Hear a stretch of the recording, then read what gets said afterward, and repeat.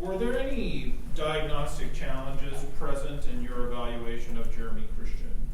Yes. Can you describe those for us? So, because, well, what I learned is that Jeremy has what we call executive functioning dysfunction. So his frontal lobes and his connectivity, how his brain works to make decisions, to function in the world, to assess his surroundings, is not where we would expect it to be. The diagnostic tools that we have, so the International Classification of Diseases, which comes from the medical community, it's called the ICD. We're on the 10th edition, and from that, mental health, we use the Diagnostic and Statistic Manual, so the DSM. They don't have a diagnosis for executive functioning dysfunction. So when I looked for a diagnosis for what you had asked me to do, there was no diagnosis. Does that mean that there's nothing wrong? No, it does not. With regards to intellectual functioning, you came to what conclusion regarding Mr. Christian? Well, he does, his intellectual overall was at the normal levels, and yet there are some areas where he has more struggles than most people. I didn't have a diagnosis because of the pattern of his deficits.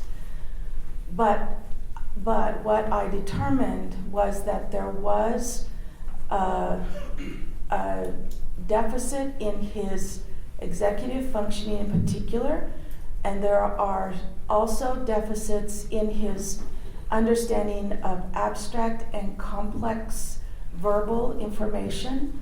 There are deficits in his ability to attend to his surroundings. And are those fairly described as the ways in which he is impaired? Yes. We know from the evidence that the state has presented that Mr. Christian caused more than one injury to more than one person. In fact, he kept going in a way. How does that relate to your findings?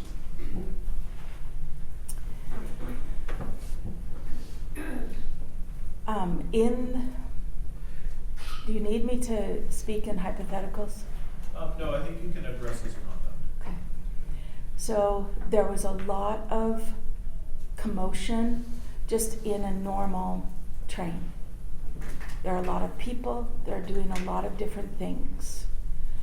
There were a lot of people talking, there were a lot of people eventually moving. When Mr. Christian was pushed down, at that point, the sympathetic nervous system of any person would be activated. With a brain that is not fully comprehending, not fully seeing what is in the environment, and being activated, at this point, his vision will be very singular. And my assumption would be that a person would try to protect themselves. And what you're describing, could that be a reason for the gravity of the injuries that were inflicted on that day?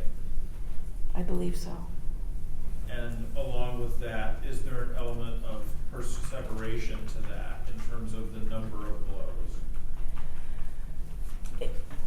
It probably is more due to the singular focus, the inability to multitask, the inability to have cognitive flexibility. He couldn't get out of where his brain was.